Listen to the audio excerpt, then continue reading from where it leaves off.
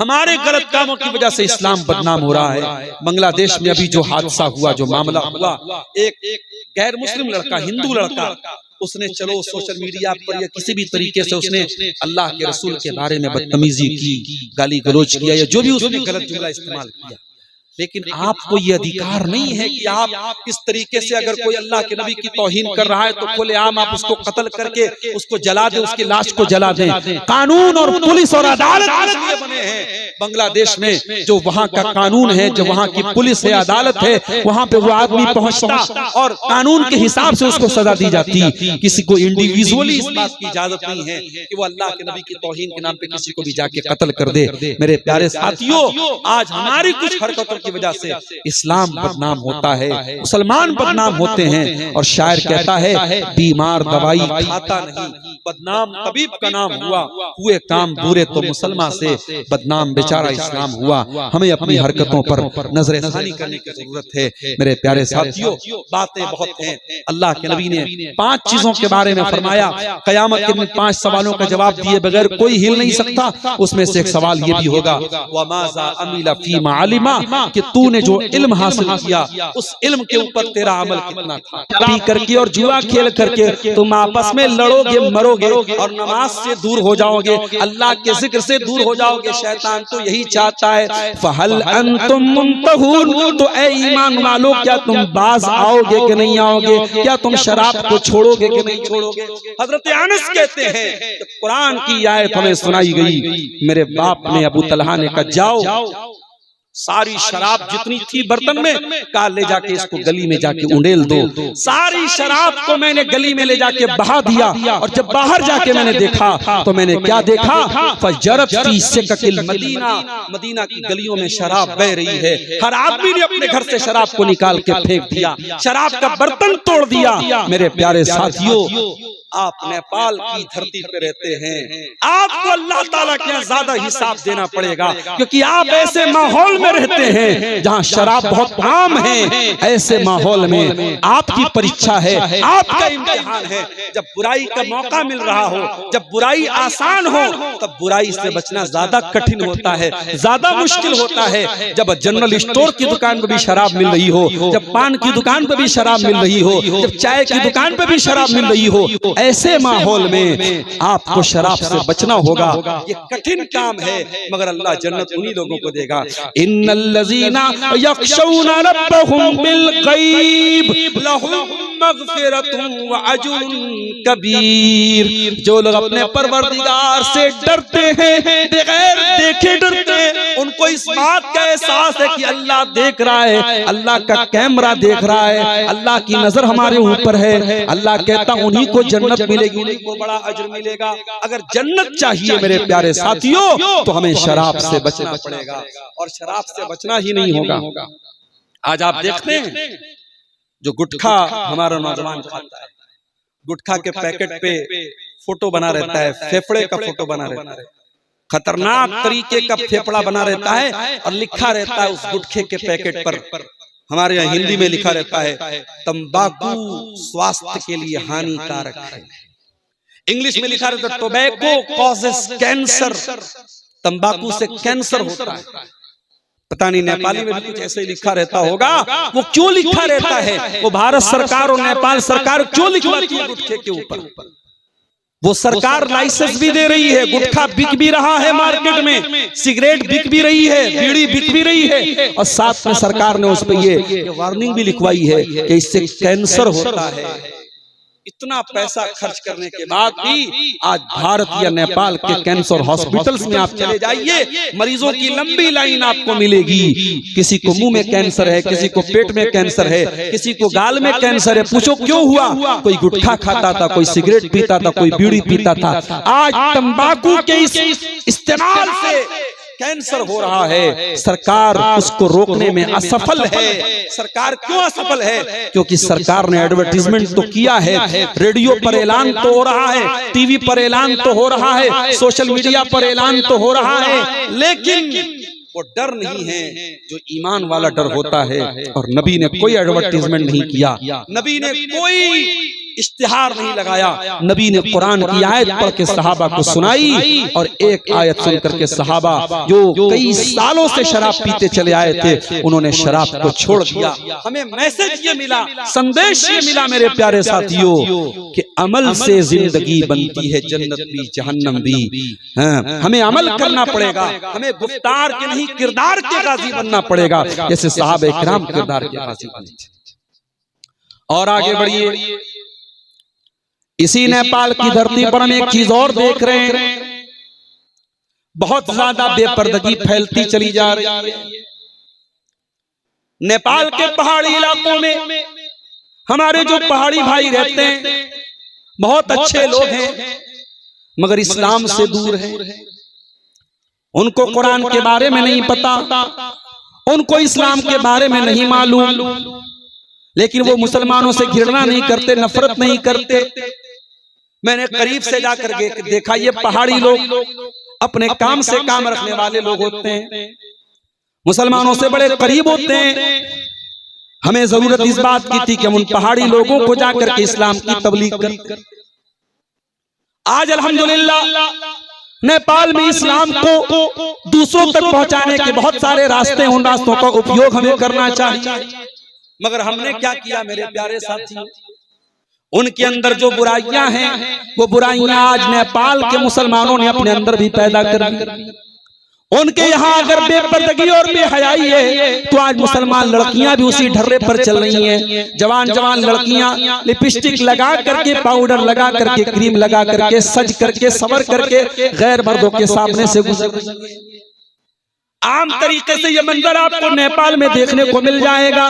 बेपर्दगी आज हमारे नेपाल के मुआशरे में, हमारे मुस्लिम समाज में, मुस्लिम मुआशरे में आम होती चली जा रही है। ओ लोगों याद रखो, ओ लोगों याद रखो, अल्लाह ताला ने मुसलमान औरत जब जवान हो जाए, जब बालिग हो जाए, उसको पर्दे में रहने का हुक्म दिया है। अल्लाह ने फरमाया व कुल्लिल मोमिनाती यग़ज़ुज़्न मिन अबसारिहिन्ना व यहफ़ज़्न फ़ुरूजहुन्ना।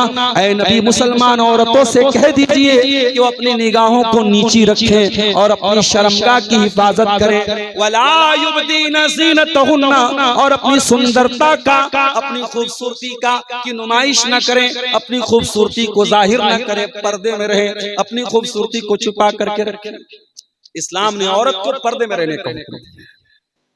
एक मनचला शायर कहता है, सभी हम ही से कहते हैं निगाहें अपनी नीची रखें, सभी हम ही से कहते हैं निगाहें अपनी नीची रख, कोई उनसे नहीं कहता न निकले यूं आया होकर।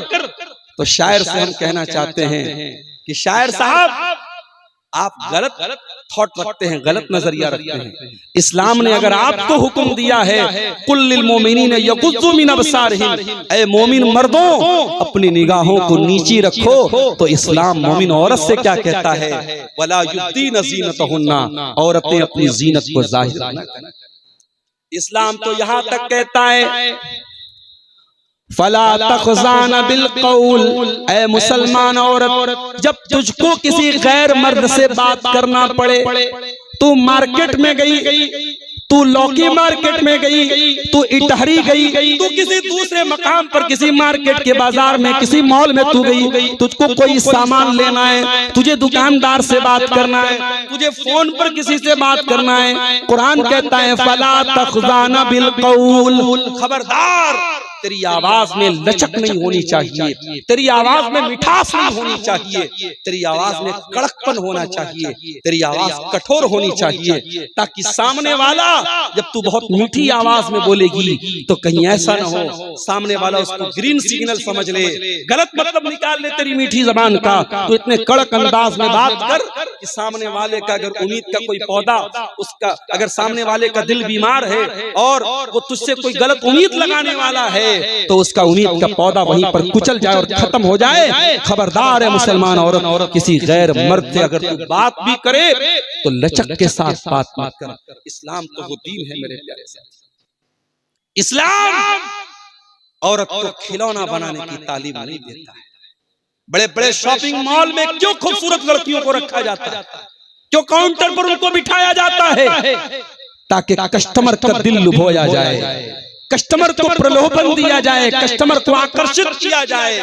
इस्लाम कहता है कि ऐ औरत, तू एक कीमती दौलत है, तुझे इतना हकीर नहीं बनाया है अल्लाह ने कि तू मर्दों का दिल लुभाने के लिए, मर्दों का दिल आकर्षित करने के लिए तुझे दुकान पे सैलरी देके, तनख्वाह देके तुझे रखा जाए। ऐ औरत, ये तेरा काम नहीं है। इस्लाम तो कहता है वक़र्न फ़ी बुयूतिकुन्ना, ऐ औरत तुझे घर में रहना है, तेरा असल ठिकाना तेरा घर है। तुझे एक अच्छी बेटी बनना है, तुझे एक अच्छी माँ बनना है, तुझे एक अच्छी बहन बनना है, तुझे एक अच्छी बीवी बनना है। और ऐ औरत, अगर तुझे घर के बाहर निकलना भी पड़ जाए, फरमाया वला तबर्रजना तबर्रुजल जाहिलियतिल ऊला, जब तू घर से निकला कर तो बन संवर करके न निकला कर, मेकअप करके न निकला कर, ऐसी खुशबू लगा करके न निकला कर जो खुशबू गैर मर्दों तक पहुंचे, ऐसा मेकअप करके न निकला कर जो दूसरों को तेरी तरफ देखने की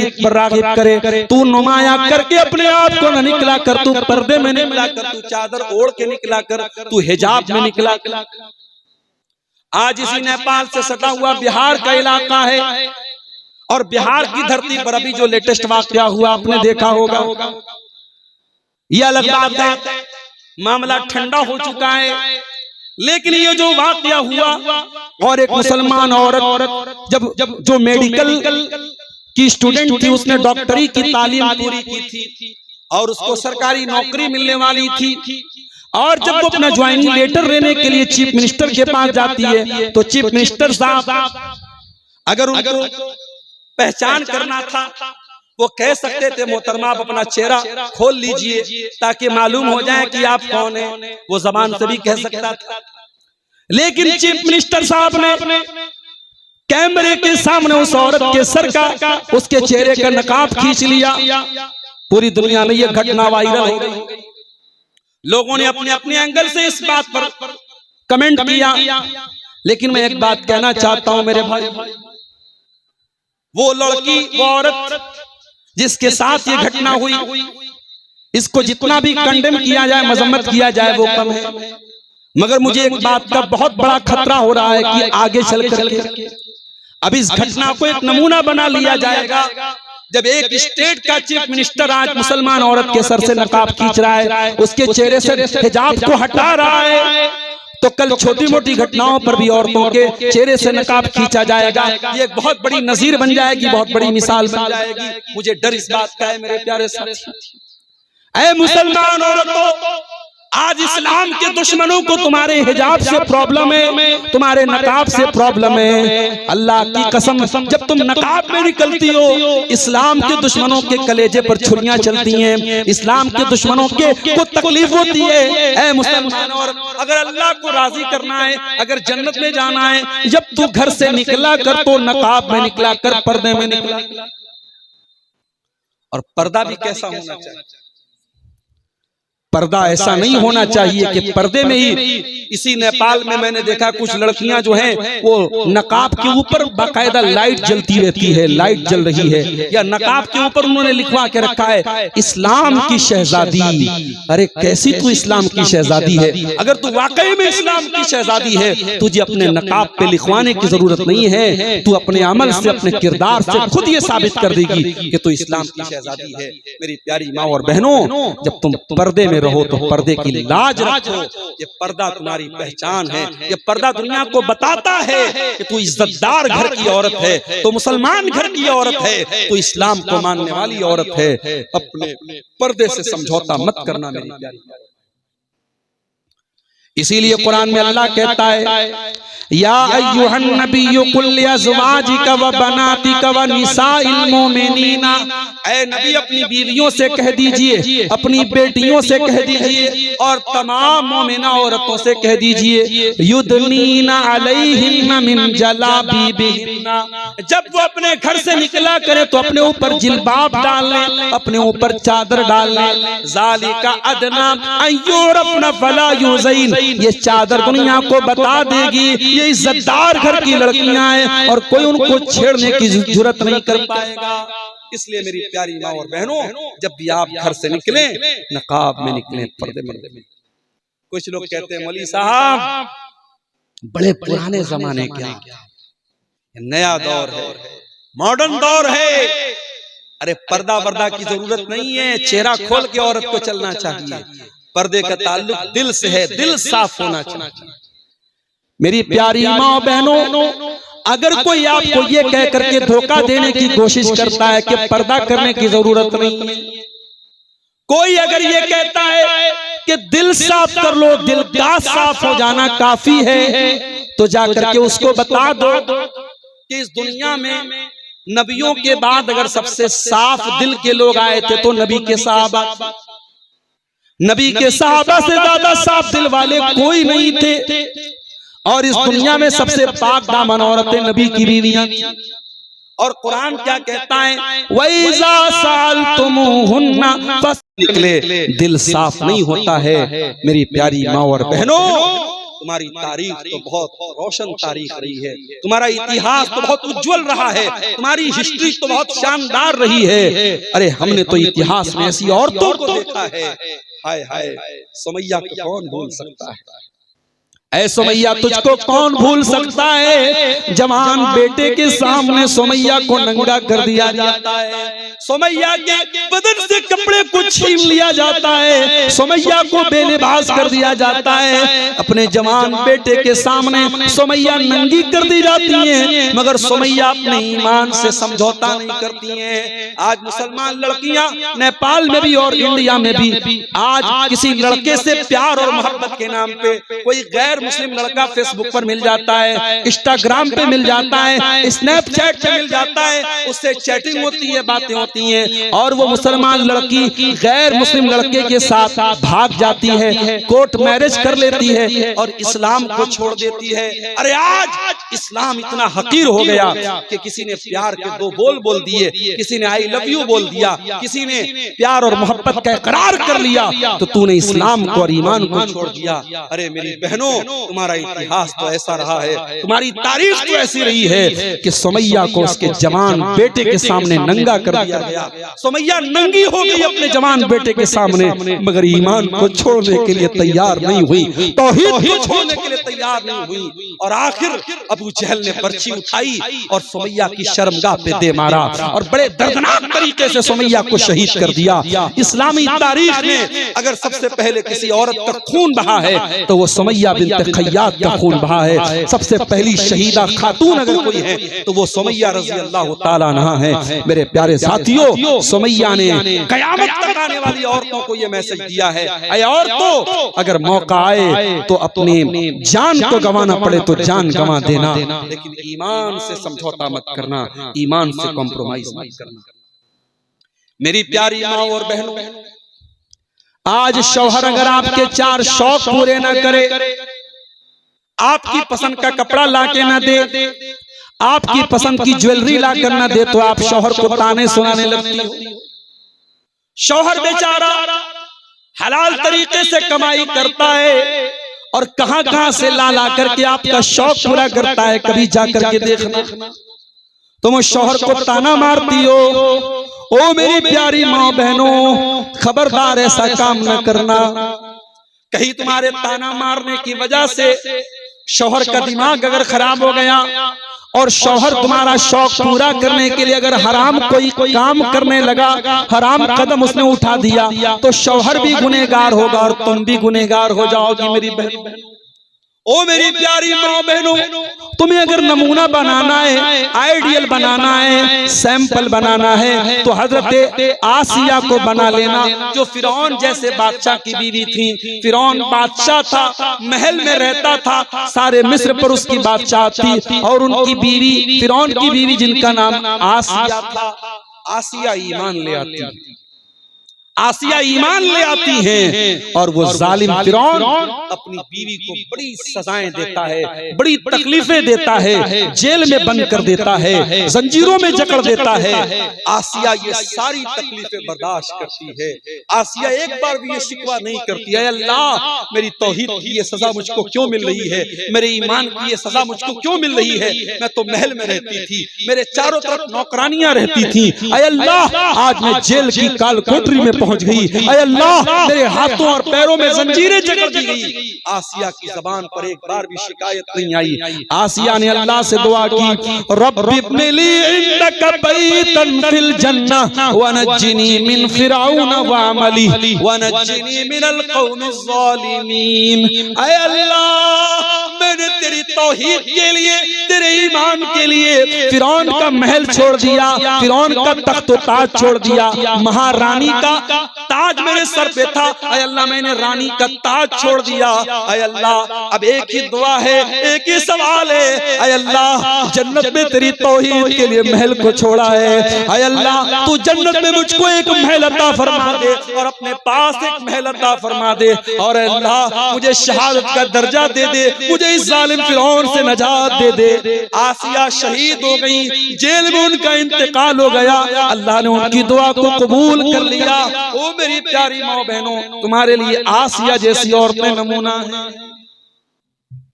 आज अफसोस की बात है, आसिया जैसी औरतें आज समाज में नजर नहीं आती हैं मेरे प्यारे साथी। सुमैया की जैसी औरतें आज समाज में नजर नहीं आती। ओ मेरी प्यारी माँ बहनों, तुम्हें बड़ा शौक है जलसों में आने का, तकरीरें सुनने का, उलमा के बयानात सुनने का।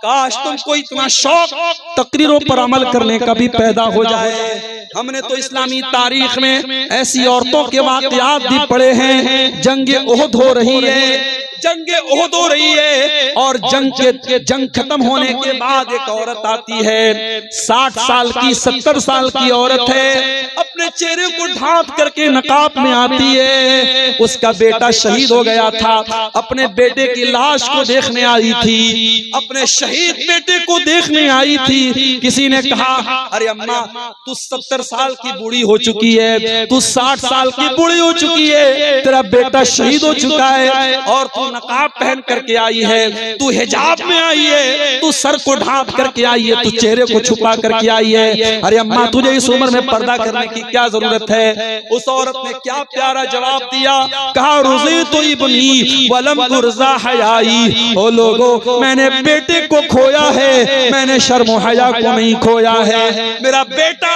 अल्लाह को प्यारा हो गया है, लेकिन मैंने अपनी शर्म हया को आज भी बाकी रखा है। मैं 60 साल की हो चुकी हूँ, मगर मैं अपनी शर्म हया से कोई समझौता नहीं कर सकती। नबी के दौर की औरतें ऐसी होती थी। एक और औरत थी, जब जंग खत्म हो गई, जंग ओहद, और अल्लाह के नबी जब मदीना जाने लगे, सहाबा मदीना जाने लगे, कबीले बनु दीनार की एक औरत आती है।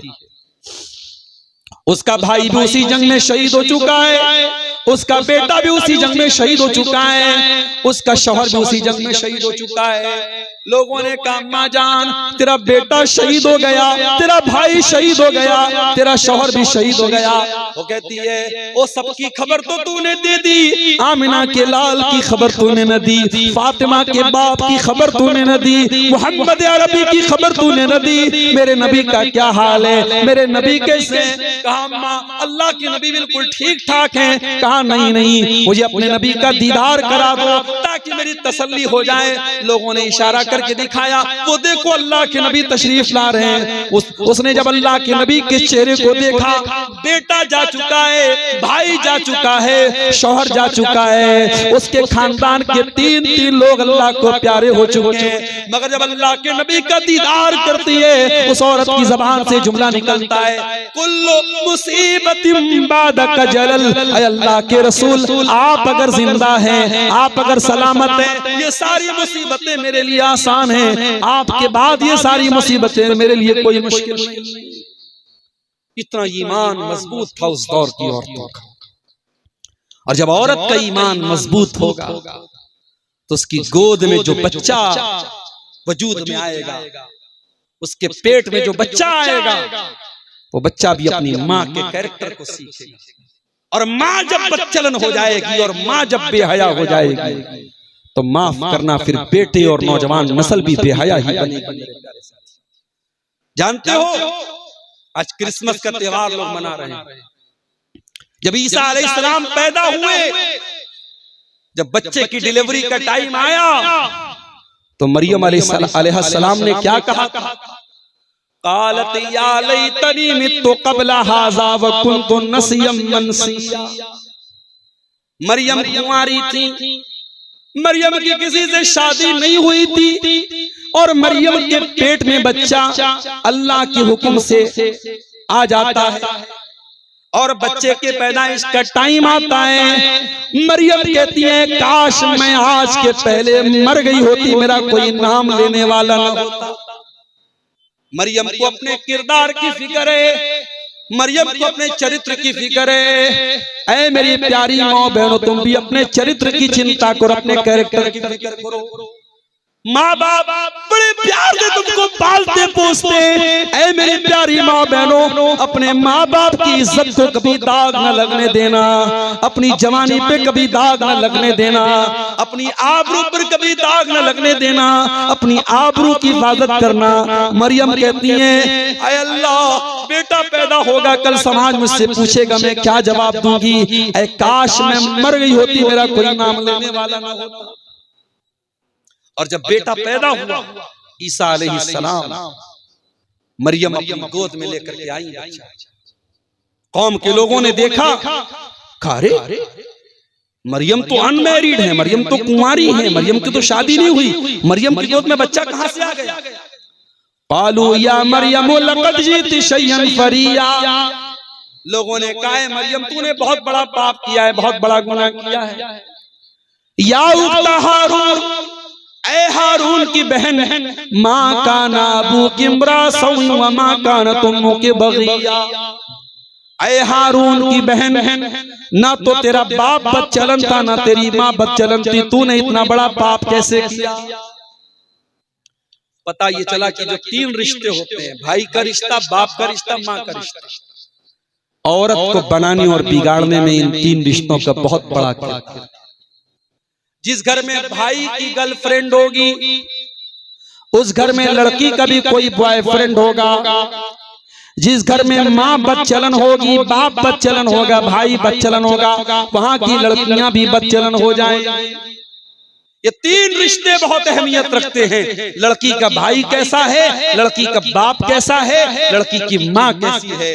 कौम के लोगों ने कहा ऐ हारून की बहन, मरियम अलैहिस्सलाम के भाई का नाम हारून था जो बहुत नेक इंसान थे। कहा कि ऐ हारून की बहन, तू नेक इंसान की बहन है, नेक बाप की बेटी है, नेक माँ की बेटी है। न तेरा बाप बदचलन, न तेरी माँ बदचलन, न तेरा भाई बदचलन, तो ये पाप तू कहां से लेके आ गई?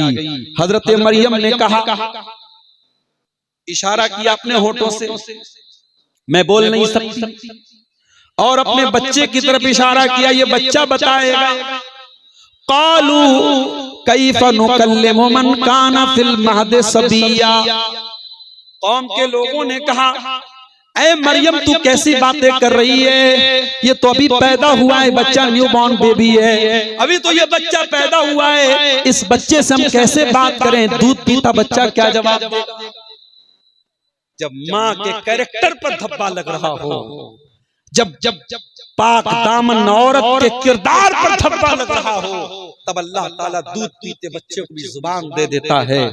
ईसा अलैहिस्सलाम अपनी माँ की गोद में बोल पड़ते, और क्या बोलते हैं?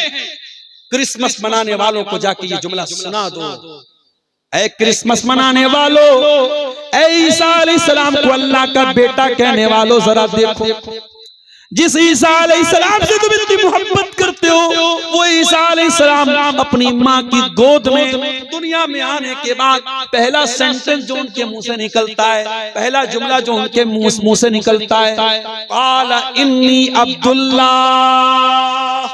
मैं अल्लाह का बंदा हूँ, मैं अल्लाह का बेटा नहीं हूँ, मैं अल्लाह का बंदा हूँ। आतानियल किताब वजालनी नबिया, अल्लाह ने मुझको नबी बनाया है, अल्लाह ने मुझको इंजील दी है, मुझको नबी बना करके अल्लाह ने दुनिया में भेजा है। मरियम का बेटा, मरियम का बच्चा ईसा अलैहिस्सलाम अपनी माँ की पाक दामनी की गवाही अपनी माँ की गोद में दे रहा है और दुनिया को ये मैसेज दे रहा है, I am not son of God, I am slave of Allah, मैं अल्लाह का बंदा हूँ, मैं अल्लाह का बेटा नहीं हूँ, मुझे कोई अल्लाह का बेटा ना बना। मेरे प्यारे साथियों, आज हम मुसलमानों को ये चाहिए था हम ईसाइयों को जाकर के तौहीद का दर्स दें, और उल्टे आज हम उनके रंग में रंगे जा रहे हैं और हम मैरी क्रिसमस हैप्पी क्रिसमस का नारा लगा रहे हैं। अफसोस की बात है मेरे प्यारे साथियों, मैं अर्ज ये कर रहा था, औरतों के पर्दे की बात निकली तो ये तो 3 रिश्ते जो होते हैं, औरत का भाई, औरत का बाप और औरत की माँ, ये 3 रिश्ते बड़े महत्वपूर्ण होते हैं, बड़े अहम होते हैं। और अब मजाल नहीं है कि बेपर्दा वो घर से निकले। अगर बाप अच्छी तरबियत दे अपनी बेटियों को तो मजाल नहीं है कि बेटियां बेपर्दा निकलें। मगर आज हालात तो ये हैं, स्कूल में हमारी लड़की डांस करती है और हम वीडियो बनाते हैं, हमारी लड़की बहुत अच्छा डांस करती है। आज शर्म से चुल्लू भर पानी में डूब मरने की बात है। छोटे छोटे बच्चों को हम डांस करवा रहे हैं स्कूलों में पढ़ने वाले, और माँ बाप वीडियो बना के स्टेटस डालते हैं। मेरे प्यारे साथियों, आप जो पौधा बोएंगे उसी का फल काटेंगे। आप बबूल का पेड़ बो करके आम नहीं तोड़ सकते हैं। जो तरबियत आप करेंगे आपकी बेटियां वैसी ही बनेंगी। और याद रखिए, अगर हमारी कौम की बेटियां आज बेपर्दा हो रही हैं, उसका बहुत बड़ा रीजन और बहुत बड़ी वजह क्या है? हमारी कौम के मर्दों के अंदर बेगैरती आ गई है। हमारी कौम का मर्द बेगैरत होता चला जा रहा है। जवान औरत है, बीवी है, उसके दोस्त लोग घर में आए, अरे यार भाभी के हाथ की चाय पीना चाहता हूं। भाभी जल्दी से आई, लिपस्टिक लगा करके, बालों में कंघी लगा करके, खुशबू लगा करके, और प्लेट में चाय लेकर के आपके दोस्त को चाय दे रही है, बिस्किट दे रही है। दोस्त कह रहा, भाभी क्या चाय आपने बनाई है और आपको बड़ा अच्छा लग रहा है साहब, मेरा दोस्त मेरी बीवी की तारीफ कर रहा है। अरे नहीं नहीं, तेरा दोस्त तेरी बीवी की तारीफ नहीं कर रहा है, तेरी गैरत का जनाजा पढ़ रहा है वो, तेरी इज्जत का जनाजा पढ़ रहा है वो। अरे बेगैरत, तू अपने दोस्त के सामने अपनी बीवी की नुमाइश करके अपनी इज्जत और अपनी गैरत का सौदा कर रहा है। और याद रखो मेरे प्यारे साथियों, बेगैरत आदमी, दयूस आदमी, जिसके अंदर अपने घर की इज्जत के लिए कोई गैरत ना हो, ऐसा आदमी कयामत के दिन बहुत जिल्लत और बहुत अफसोस की जिंदगी गुजारेगा। अल्लाह के प्यारे नबी फरमाते हैं, सलासतुन ला युकल्लिमुहुमुल्लाहु यौमल क़ियामह, 3 लोग ऐसे हैं जिनकी तरफ अल्लाह ताला कयामत के दिन ना तो देखेगा, न बातचीत करेगा, न पाक साफ करेगा। 3 लोग इतने बदनसीब लोग होंगे, कयामत के दिन ना तो अल्लाह ताला देखेगा, न बात करेगा, न पाक साफ। कौन 3 लोग होंगे? जरा कान खड़े कर लेना, कुमियाही वालों, नेपाल वालों, जरा कान खड़े कर लेना। वो 3 कौन लोग हैं जिनके बारे में अल्लाह के नबी इतने सख्त जुमले फरमाया? 3 ऐसे लोग होंगे जिनकी तरफ अल्लाह ताला न देखेगा, न बातचीत करेगा, न पाक साफ करेगा। नंबर 1, अला कुल वालिदैहि, अपने माँ बाप को सताने वाला, अपने माँ बाप को दुख देने वाला, माँ बाप को तकलीफ पहुंचाने वाला। बीवी से मोहब्बत करो, बीवी का हक अदा करो, मगर माँ बाप का हक मार करके नहीं। बीवी से मोहब्बत का यह मतलब नहीं है कि माँ बाप को भूल जाओ। मेरे प्यारे साथियों, आज हमारे यहाँ यही मतलब हो रहा है ना। बीवी शादी होकर के आई, 1 साल के बाद बीवी ने कहा मैं आपके माँ बाप के साथ नहीं रह सकती, बेटा अलग हो गया। अब अलग होने का मतलब हमारे यहाँ क्या होता है? माँ बाप से कोई रिश्ता नहीं, कोई ताल्लुक नहीं। माफ करना मेरे प्यारे साथियों, बीवी से मोहब्बत का बिल्कुल ये मतलब नहीं है कि आप माँ बाप से रिश्ता तोड़ लें। अगर माँ बाप से आपने रिश्ता तोड़ दिया तो कयामत के दिन पछताना पड़ेगा। नबी ने फरमाया, अपने माँ बाप की नाफरमानी करने वाला कयामत के दिन अल्लाह की रहमत से दूर होगा। नंबर 2, अलमरातुल मुतरज्जिला, मर्दों की नकल करने वाली औरत, जो मर्दों के जैसा कपड़ा पहनती है, टी-शर्ट पहनती है, शर्ट पहनती है, टाइट फिटिंग पैंट पहनती है, मर्दों के जैसा चाल ढाल अपनाती है। आज तो कहीं कहीं मर्दों को पीछे हटना पड़ता है, औरतें इतना आगे आगे रहती हैं, लाइन लगी है या भीड़ है, तो मर्दों को, जो इज्जतदार मर्द होते हैं, उनको अपना दामन बचाना मुश्किल हो जाता है। आज ऐसी बेहया औरतों का दौर आ गया है। नबी ने फरमाया, ऐसी औरतें अल्लाह की रहमत से दूर। और नंबर 3, अद्दयूस, बेगैरत मर्द, अल्लज़ी युक़िर्रु फ़ी आलिहिल ख़ुबुस, जिसके घर में बेहयाई हो रही हो और उसको कोई फर्क ना पड़ रहा हो, जिसके घर में बदकार कारी हो रही हो, बेहयाई हो रही हो, बेपर्दगी हो रही हो, और बाप को कोई फर्क ना पड़े, शौहर को कोई फर्क ना पड़े, भाई को कोई फर्क ना पड़े, ऐसे बेगैरत मर्द की तरफ भी अल्लाह ताला कयामत के दिन नहीं देखेगा। तो गैरत वाले बनो मेरे प्यारे साथियों, बेगैरत मत बनो। और आखिरी बात, मैंने तकरीर के शुरू में एक आयत पढ़ी थी और मुझे मौलाना कसीमुद्दीन साहब से मशवरा हो रहा था कौन से मौजू पे तकरीर करनी है, तो मैंने एक बात कही थी कि आज उमियाही के इस जलसे में मैं एक बात बयान करना चाहता हूँ, समाज को सुधारा कैसे जाए, समाज की इस्लाह कैसे की जाए। नए साल पर जो बातें मैंने बोली हैं उनका ताल्लुक भी समाज की इस्लाह से है। क्रिसमस पर मैंने जो बातें बोली है उनका ताल्लुक भी समाज की इस्लाह से है। शराब के ऊपर मैंने जो बातें बयान की हैं उनका ताल्लुक भी समाज की इस्लाह से है। शराब की और नशे की तिजारत के बारे में जो बातें मैंने बोली हैं उनका ताल्लुक भी समाज की इस्लाह से है। औरतों के पर्दे के बारे में जो बातें मैंने बोली हैं उनका ताल्लुक भी समाज की इस्लाह से है। मगर एक बात कहना चाहता हूं, और ये बड़े दर्द के साथ ये बात कह रहा हूं, शायद तुम यही कुछ नौजवानों के दिल में ये बात बैठ जाए। मेरे नौजवानों, अपने अंदर एक ऐसी टीम भी पैदा ऐसी टीम भी पैदा करो। साल में एक जलसा करा लेना काफी नहीं है। नौजवानों को ऐसी टीम भी अपने अंदर बनाओ कि फजर में जब अजान का टाइम हो तो वो टीम एक दूसरे को फजर की नमाज के लिए मैसेज करे, फोन करे, चलो भाई उठो, चलो नमाज के लिए आ जाओ। ऐसी भी टीम हो नौजवानों की जो आपस में तय करे कि हम शादी करेंगे, सुन्नत के मुताबिक शादी करेंगे, जहेज का कोई लेन देन नहीं करेंगे, सिंपल तरीके से शादी करेंगे। नौजवानों की ऐसी भी कोई टीम हो जो गरीबों तक जाड़े के मौसम में उनको कंबल पहुंचाती, जो लोगों को शराब से रोकती हो। किसी घर का नौजवान लड़का अगर शराब और नशे और गांजा और हीरोइन का शिकार है, उस लड़के को कैसे नशे से बचाया जाए इसके लिए कोशिश करती हो। अल्लाह कुरान में कहता है, वल तकुम मिनकुम उम्मतुन यदऊना इलल खैर, ओ मुसलमानों तुम में एक जमात ऐसी भी होनी चाहिए जो भलाई की दावत दे, जो अच्छाई की दावत दे, जो अच्छे कामों की दावत दे। वयामुरूना बिल मारूफ, और लोगों को नेकी का हुक्म दे। वयनहौना अनिल मुनकर, और बुराई से रोके। व उलाइका हुमुल मुफ्लिहून, और वही लोग कामयाब होने वाले हैं। नौजवानों के अंदर ऐसी टीम भी होनी चाहिए मेरे साथ। और ये बात याद रखो, जब तक आप अपने हालात को नहीं बदलेंगे अल्लाह हमारे हालात को नहीं बदलेगा। इन्नल्लाह ला युगय्यिरु मा बिकौमिन हत्ता युगय्यिरु मा बिअनफुसिहिम। जब तक कोई अपने करतूतों को नहीं बदलेगा, अपने अमल को नहीं बदलेगा, अल्लाह ताला उस कौम के हालात को नहीं बदलेगा।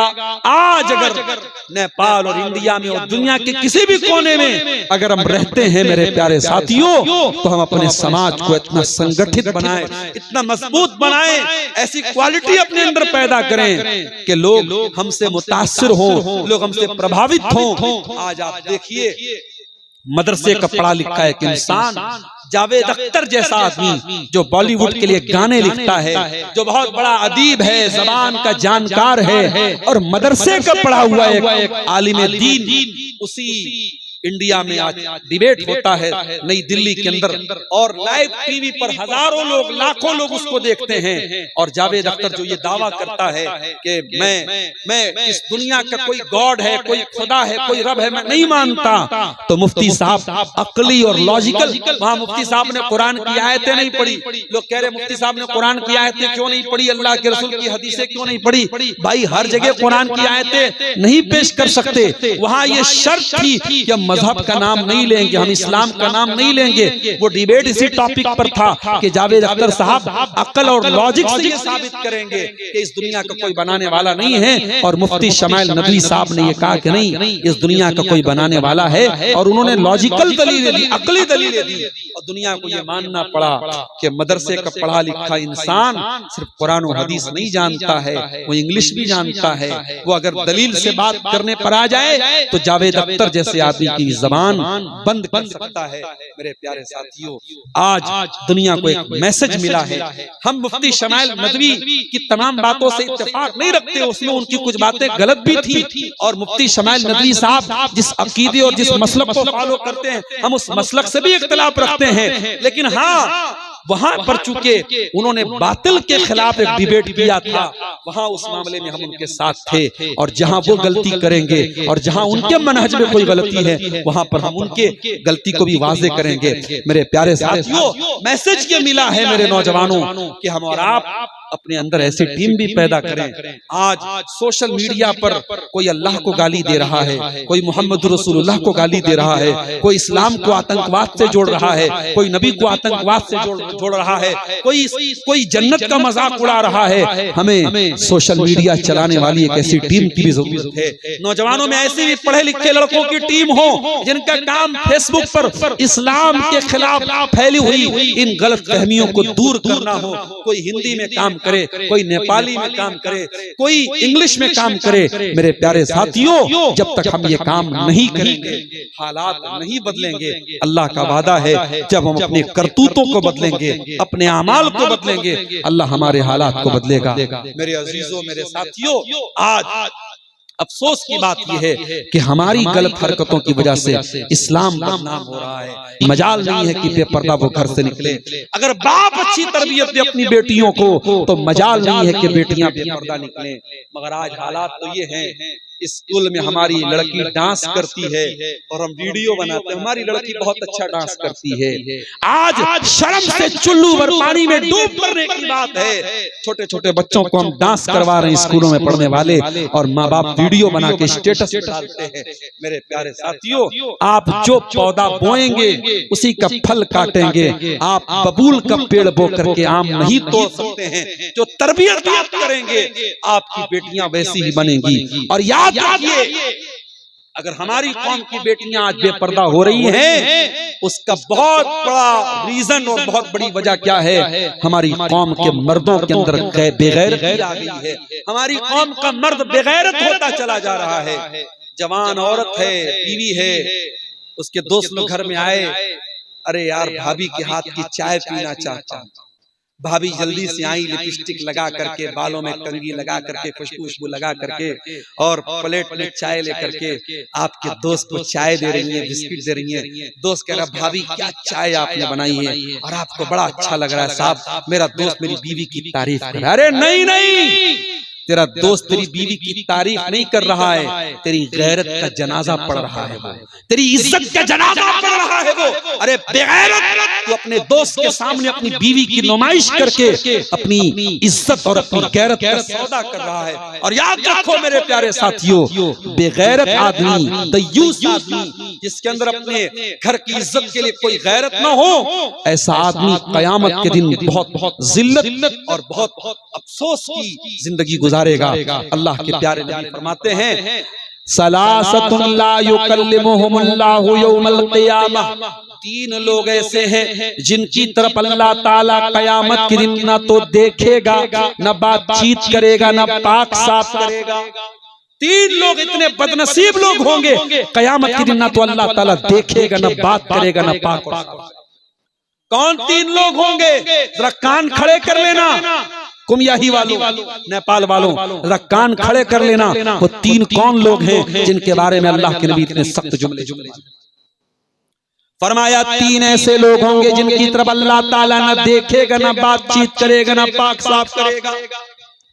नंबर 1, अल्लाह कुल वालिदैहि, अपने माँ बाप को सताने वाला, अपने माँ बाप को दुख देने वाला, माँ बाप को तकलीफ पहुंचाने वाला। बीवी से मोहब्बत करो, बीवी का हक अदा करो, मगर माँ बाप का हक मार करके नहीं। बीवी से मोहब्बत का यह मतलब नहीं है कि माँ बाप को भूल जाओ। मेरे प्यारे साथियों, आज हमारे यहाँ यही मतलब हो रहा है ना। बीवी शादी होकर के आई, 1 साल के बाद बीवी ने कहा मैं आपके माँ बाप के साथ नहीं रह सकती, बेटा अलग हो गया। अब अलग होने का मतलब हमारे यहाँ क्या होता है? माँ बाप से कोई रिश्ता नहीं, कोई ताल्लुक नहीं। माफ करना मेरे प्यारे साथियों, बीवी से मोहब्बत का बिल्कुल ये मतलब नहीं है कि आप माँ बाप से रिश्ता तोड़ लें। अगर माँ बाप से आपने रिश्ता तोड़ दिया तो कयामत के दिन पछताना पड़ेगा। नबी ने फरमाया, अपने माँ बाप की नाफरमानी करने वाला कयामत के दिन अल्लाह की रहमत से दूर होगा। नंबर 2, अलमरातुल मुतरज्जिला, मर्दों की नकल करने वाली औरत, जो मर्दों के जैसा कपड़ा पहनती है, टी-शर्ट पहनती है, शर्ट पहनती है, टाइट फिटिंग पैंट पहनती है, मर्दों के जैसा चाल ढाल अपनाती है। आज तो कहीं कहीं मर्दों को पीछे हटना पड़ता है, औरतें इतना आगे आगे रहती हैं, लाइन लगी है या भीड़ है तो मर्दों को, जो इज्जतदार मर्द होते हैं, उनको अपना दामन बचाना मुश्किल हो जाता है। आज ऐसी बेहया औरतों का दौर आ गया है। नबी ने फरमाया ऐसी औरतें अल्लाह की रहमत से दूर। और नंबर 3 अद्दयूस, बेगैरत मर्द, अल्लज़ी युक़िर्रु फ़ी आलिहिल ख़ुबुस, जिसके घर में बेहयाई हो रही हो और उसको कोई फर्क ना पड़ रहा हो, जिसके घर में बदकारी हो रही हो, बेहयाई हो रही हो, बेपर्दगी हो रही हो और बाप को कोई फर्क ना पड़े, शौहर को कोई फर्क ना पड़े, भाई को कोई फर्क ना पड़े, ऐसे बेगैरत मर्द की तरफ भी अल्लाह ताला क़यामत के दिन नहीं देखेगा। तो गैरत वाले बनो मेरे प्यारे साथियों, बेगैरत मत बनो। और आखिरी बात, मैंने तकरीर के शुरू में एक आयत पढ़ी थी और मुझे मौलाना कसीमुद्दीन साहब से मशवरा हो रहा था कौन से मौजू पे तकरीर करनी है, तो मैंने एक बात कही थी कि आज कुमियाही के जलसे में मैं एक बात बयान करना चाहता हूँ। समाज को सुधारा कैसे जाए, समाज की इस्लाह कैसे की जाए। नए साल पर जो बातें मैंने बोली हैं उनका ताल्लुक भी समाज की इस्लाह से है।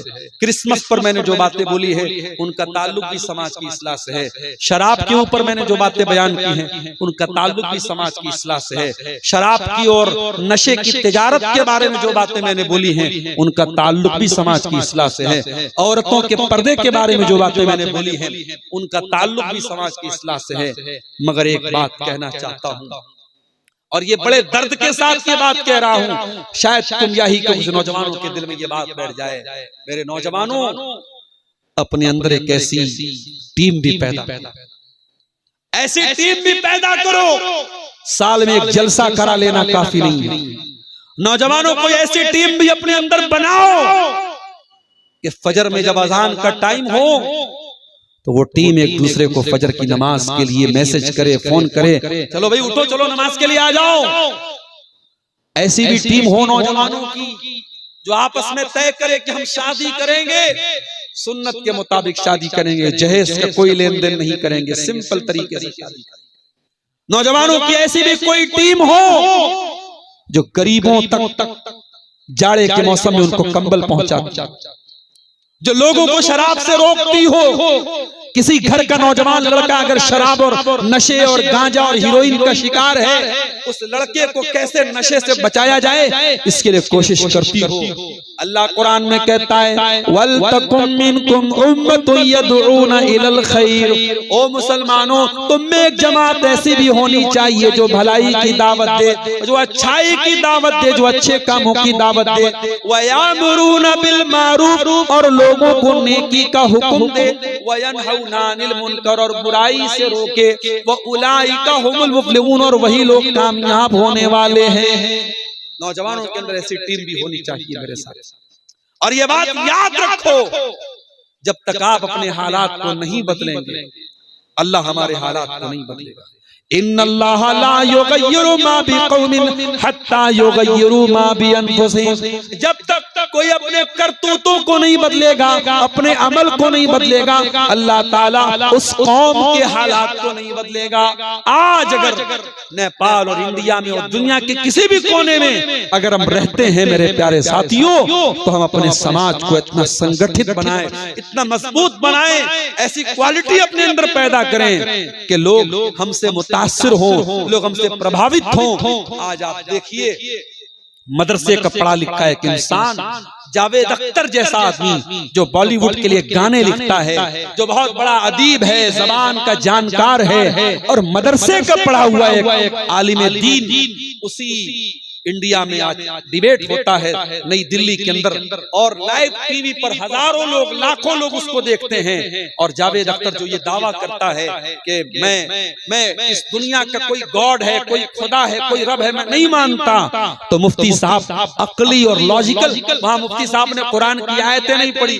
लोग कह रहे मुफ्ती साहब ने कुरान की आयतें क्यों नहीं पढ़ी, अल्लाह के रसूल की हदीसें क्यों नहीं पढ़ी। भाई हर जगह कुरान की आयतें नहीं पेश कर सकते, वहां ये शर्त थी कि मजहब का नाम नहीं लेंगे, हम इस्लाम का नाम नहीं लेंगे। वो डिबेट इसी टॉपिक पर था कि जावेद अख्तर साहब अक्ल और लॉजिक से ये साबित करेंगे कि इस दुनिया का कोई बनाने वाला नहीं है, और मुफ्ती शमाइल नदवी साहब ने ये कहा कि नहीं, इस दुनिया का कोई बनाने वाला है, और उन्होंने लॉजिकल दलीलें दी, अकली दलीलें दी, और दुनिया को ये मानना पड़ा कि मदरसे का पढ़ा लिखा इंसान सिर्फ कुरान और हदीस नहीं जानता है, वो इंग्लिश भी जानता है। वो अगर दलील से बात करने पर आ जाए तो जावेद अख्तर जैसे आदमी की जबान बंद कर सकता है। मेरे प्यारे साथियों, आज दुनिया को एक मैसेज मिला है। हम मुफ्ती शमाइल नदवी की तमाम बातों से इत्तेफाक नहीं रखते, उसमें उनकी कुछ बातें गलत भी थी, और मुफ्ती शमाइल नदवी साहब जिस अकीदे और जिस मसलक को फॉलो करते हैं, हम उस मसलक से भी इख्तिलाफ रखते हैं। लेकिन हाँ, वहां पर चूंकि उन्होंने बातिल के खिलाफ एक डिबेट किया था, वहां उस मामले में हम उनके साथ थे, और जहां वो गलती करेंगे और जहां उनके मनहज में कोई गलती है, वहां पर हम उनके गलती को भी वाज़ेह करेंगे। मेरे प्यारे साथियों, मैसेज ये मिला है मेरे नौजवानों कि हम और आप अपने अंदर ऐसी टीम भी पैदा करें। आज सोशल मीडिया पर कोई अल्लाह को गाली दे रहा है, कोई मोहम्मद रसूलुल्लाह को गाली दे रहा है, कोई इस्लाम को आतंकवाद से जोड़ रहा है, कोई नबी को आतंकवाद से जोड़ रहा है, कोई जन्नत का मजाक उड़ा रहा है। हमें सोशल मीडिया चलाने वाली एक ऐसी टीम की भी जरूरत है। नौजवानों में ऐसे भी पढ़े लिखे लड़कों की टीम हो जिनका काम फेसबुक पर इस्लाम के खिलाफ फैली हुई इन गलत फहमियों को दूर करना हो। कोई हिंदी में काम करे, कोई नेपाली में काम करे, कोई इंग्लिश में काम करे। मेरे प्यारे साथियों, जब तक हम ये काम नहीं करेंगे, हालात नहीं बदलेंगे।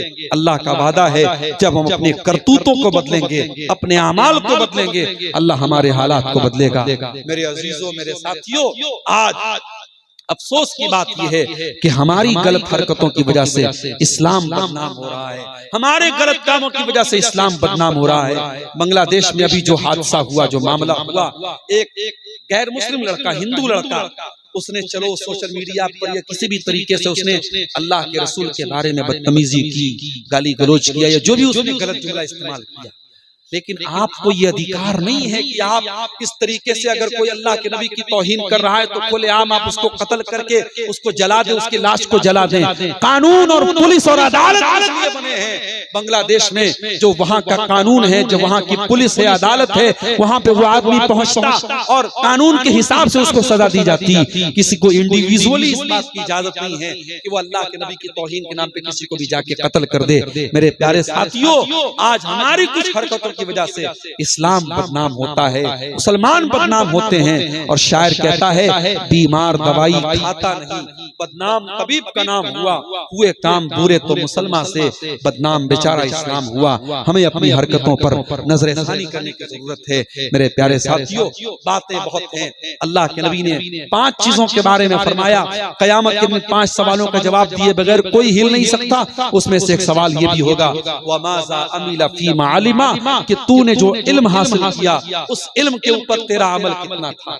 आइए हम दुआ करें, रब्बुल आलमीन हमें कुरान और हदीस का जो इल्म आज उलमा के बयानात में हम सुनते हैं, तकरीरों में हम सुनते हैं, किताबों में हम पढ़ते हैं, अल्लाह ताला उस इल्म के ऊपर हम सबको अमल करने की तौफीक अता फरमाए। रब्बुल आलमीन हमें से जो लोग बीमार हैं उनको शिफाए कामिला आजिला अता फरमाए। जो रोजगार से परेशान हैं, अल्लाह उनके कारोबार में बरकत नसीब फरमाए।